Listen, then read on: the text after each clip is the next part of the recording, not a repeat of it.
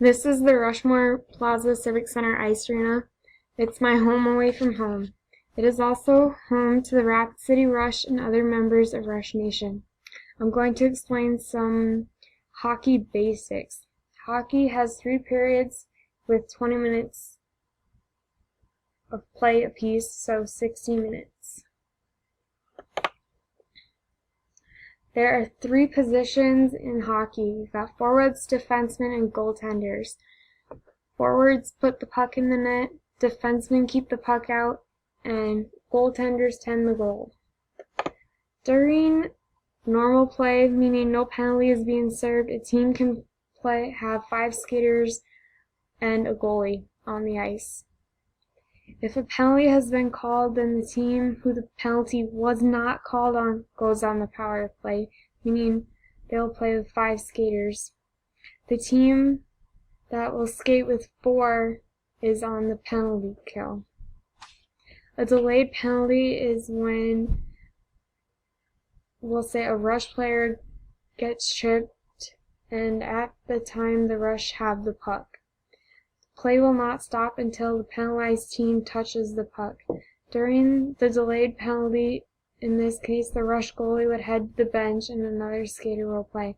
So the Rush will play with 6 skaters and no goalie until the Rush lose the puck.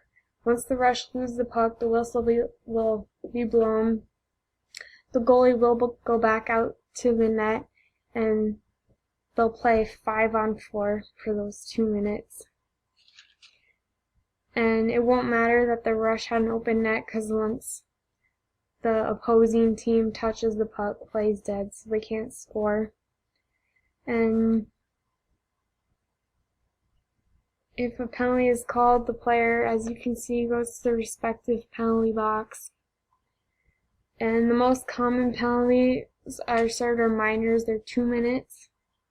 If a team on the power play scores, then the player in the penalty box comes out even if the 2 minutes hasn't expired.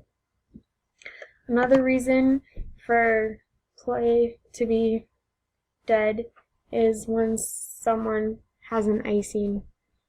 An icing is if, we'll say, both these guys are trying to score on this net. Since this guy is behind this blue line and he shoots the puck down past this red line, they'll get called for icing. This guy can shoot the puck past this red line because he's past this blue line, and vice versa. So if they were trying to score on this net, this guy can shoot the puck past the red line, and this guy can't since he's not past this blue line if they were trying to attack that net. Another reason to call the play dead is offsiding. So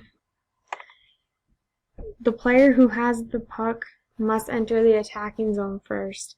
So if this guy has the puck, none of his teammates can cross this blue line if they're trying to attack this net.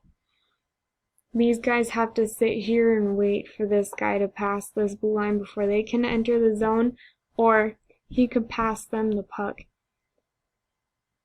He could pass the puck to this guy and then he can go into the zone. At this point, if he has the puck, he cannot pass it to this guy. They'll get called for offsides. Also, you can do offsides if you are on the penalty kill. So if you're skating 4 men and the other team has 5, you can ice the puck. And if 20 minutes of play is not enough, they'll go into 5 minutes. They'll play 3-on-3 and it's sudden death. If the 5 extra minutes isn't enough, they'll go to a shootout and that's a best of 3, and they'll just alternate teams. They'll go a player versus a goalie and they'll alternate. And if the best of 3 isn't enough, they'll go to sudden death after that too. Another thing to mention about this team and why they get so much support from the community is they give it back. So if you go to the Rush website, you can see that they've made all of these donations, and a total of over $568,000 412, and that's been over, 9 seasons, they're going into their 10th one in October.